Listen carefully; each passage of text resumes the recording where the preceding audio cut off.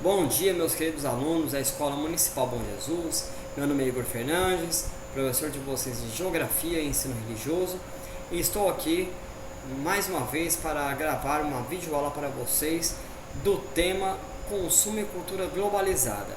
Então, iremos falar um pouco sobre o consumo e tipo assim, a cultura da globalização que as pessoas vivenciam, ou seja, a cultura do consumo, certo? Então vamos aqui abordar aqui esse tema. Shopping center, uma das formas geográficas do período atual. Então, pessoal, nessa cultura globalizada, as pessoas elas veem o shopping center como se fosse o melhor lugar do mundo, né? Então, segundo aqui nossa figura, na Grécia Antiga, o objeto geográfico que melhor representava o período histórico era a Ágora. Na foto, ruínas da Ágora na cidade de Atenas. Então, antigamente, os lugares que eles gostavam de viver assim, com outras pessoas, de socializar, geralmente era na Ágora, na Grécia. E hoje não, hoje um shopping é um lugar que as pessoas gostam de estar, né? De se encontrar. Então, aí segundo aqui o texto, na Idade Média na Europa Ocidental, as populações se dedicavam sobretudo às práticas agrícolas nas terras dos centros feudais. Duas formas geográficas se destacavam na paisagem desse período: os castelos dos centros feudais, que representavam o poder político, e os mosteiros, que representavam o poder da igreja. Figura 19 e figura 20, né? Então, aqui é o castelo e aqui é a igreja, né? O mosteiro de Poblet, na cidade de Tarragona, na Espanha. Além de ser uma forma geográfica do período medieval, simboliza o poder da Igreja Católica. Os mosteiros também eram importantes por guardar grande quantidade de livros sobre filosofia, política, engenharia, artes, religião e etc. A divulgação dessas obras era considerada perigosa, pois poderia influir na fé das pessoas e principalmente em Deus. Então, por isso que a igreja gostava de controlar muitas coisas, né, para que as pessoas não percam a fé em Deus. Posteriormente, com as revoluções industriais do século XVIII, XIX e XX, duas formas geográficas tornaram-se predominantes no espaço geográfico de alguns países europeus: as fábricas e as cidades, que começaram a crescer em ritmo acelerado. E as cidades que começaram a crescer se tornou a atração exercida pela atividade fabril, que oferecia empregos. Então as pessoas elas se sentiam atraídas pelos empregos nas cidades, como você pode observar aqui. Nas cidades, e as casas ficam geralmente ao entorno das cidades, ao entorno das fábricas. E no atual período histórico, marcado pela sociedade do consumo e pela revolução técnico-científica informacional, são as formas geográficas que as representam. Entre elas podemos destacar o supermercado, hipermercado e shopping center, centro de compras, verdadeiros templos de consumo do poder econômico presente nas paisagens dos grandes e médias cidades. Como a gente pode observar aqui, temos um shopping em Dubai, Emirados Árabes, onde as pessoas vão para consumir. Então, vocês concordam que o mercado ele é um local de consumo? Porque, por exemplo, o nosso shopping center aqui de Conilhas é o que? O Tropical, o Predileto, o Mercado RG, as avenidas principais aqui de Conilhas, onde as pessoas vão nas lojas aqui, na Líder, vai na Big Center, enfim, na loja econômica, gastar, enfim, é o shopping center da cidade, né? Aí alguém pode estar achando que eu estou ironizando, mas não estou ironizando, porque é a verdade. Que, por exemplo, quando eu vou no mercado, eu encontro muitas pessoas, né? Ou seja, um local de vivência, né? Ou então, quando eu vou em alguma loja, você me encontra alguém conhecido, né? Então é assim. Em shopping center geralmente tem também, além do consumo, também tem essa função também de encontrar pessoas. Bom, o consumo e a cultura globalizada. Não podemos dissociar o consumo de cultura. Assim veremos ambos concomitantemente. O que significa concomitante? Sempre juntas, ao mesmo tempo, consumo e cultura. Por exemplo, livro, disco, CD, música, tudo isso está atrelado ao consumo. Você não consegue adquirir essa cultura sem consumir, sem gastar, certo? Então assim, pessoal, a publicidade e o consumo. Utilizando-se da publicidade e do marketing, as empresas criam muitas vezes, junto aos consumidores, falsas necessidades ou necessidades antes desconhecidas, que estimulam o consumo exagerado de bens e serviços, que é uma das características da sociedade de consumo em que vivemos.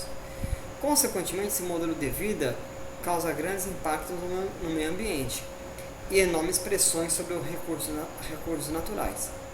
Então assim, pessoal, o consumo consciente como atitude desejável. Calcula-se que as sociedades humanas consomem mais de 30% de recursos naturais em relação à sua capacidade em que a Terra possui em renová-los. Essa situação é muito crítica. Quais são assim, os recursos naturais?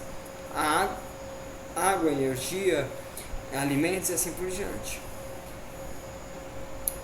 Então esse consumo desenfreado, ele também gera consequências indesejáveis. Quais são elas? Poluição, falta de recurso, desigualdades sociais e assim por diante. Na década de 80, especialistas alertam que o planeta não suportará a existência de 3 ou mais sociedades que atinjam o nível de consumo correspondentes ao de países desenvolvidos. Entretanto, o panorama se agravou com a exportação dos modelos de vida calcados na sociedade de consumo para os demais países. As pressões sobre os recursos naturais e o meio ambiente se acentuam ameaçando a vida na Terra. Diante disso, e para a segurança de toda a população, surgiu a necessidade de adotarmos o consumo consciente como estratégia para contornar esse problema, ou seja, o consumo com consciência ambiental do recurso natural e assim por diante. Então, porque, por exemplo, pessoal, o mundo não aguenta 5, 6 países igual aos Estados Unidos consumindo do jeito que eles consomem. Eles consomem muito recurso, muito petróleo, muita água, muito solo, entendeu? E muito alimento. Então eles não consomem, tipo assim, a próprio país deles não consegue suprir a necessidade deles. Então, assim, mais países que exportam recursos para os Estados Unidos também começar a consumir igual, o mundo não aguenta, entendeu, pessoal? Então vamos analisar aqui. Mundo, emissões de dióxido de carbono em toneladas, 2016. Observe que os Estados Unidos, como eu estava dizendo, está aqui bem grandão, aqui essa bola preta, seria o que? A quantidade de emissão de dióxido de carbono. O Brasil tem? Tem também, mas olha o tamanho, é bem menos. Então, são 3 países que têm esse dióxido de carbono, a emissão de dióxido de carbono em alta: Estados Unidos, China, né? Aqui nos Emirados Árabes, na Rússia também tem, aqui o Japão principalmente. Então, 5, 6 países iguais aos Estados Unidos, o mundo não aguenta, tá, pessoal? Publicidade e mudança de estilo de vida. Os grupos econômicos que anunciam seus produtos sistematicamente no meio de comunicação são geralmente as grandes corporações transnacionais. Como consequência, observam-se mudanças no estilo de vida das sociedades humanas e de todo o mundo, que tendem à homogeneização do consumo e da cultura, ou seja, uma padronização, massificação deles. Em quase todo supermercado do mundo, por exemplo, encontramos todo um conjunto de produtos amplamente divulgados pela indústria local e pela corporação transnacional, que passaram a ditar o cardápio mundial. Então, assim, pessoal, assim, desde a China, o Japão, o Extremo Oriente, até os Estados Unidos ou o Brasil, no Ocidente, os produtos, marcas ou modelos são praticamente iguais, ou seja, globalização.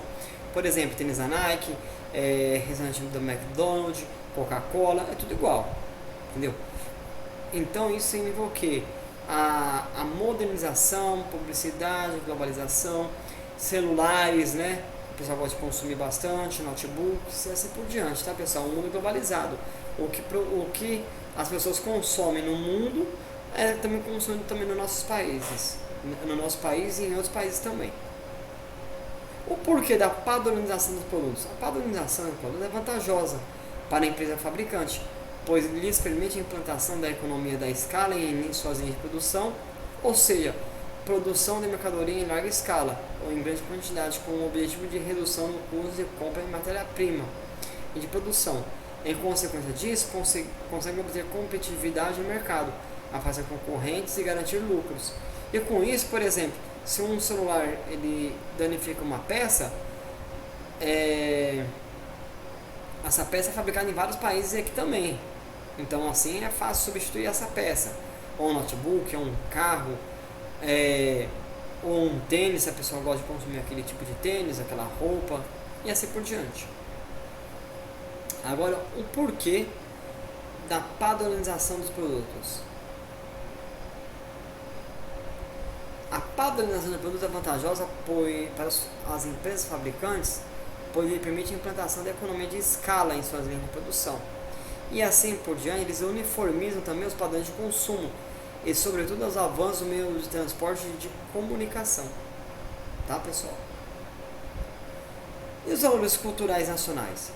Se por um lado, com a globalização e a atuação das corporações transnacionais existe a tendência e a homogeneização cultural e a padronização do consumo, por outro, a resistência a ela por parte das culturas nacionais.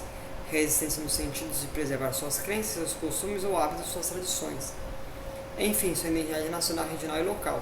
Exemplos não faltam no Brasil, por exemplo, o arroz, o feijão, o vatapá, o carajé, a tapioca, o modo de se vestir do habitante, da campanha gaúcha, o modo de viola, o samba, o chorinho, além de outros.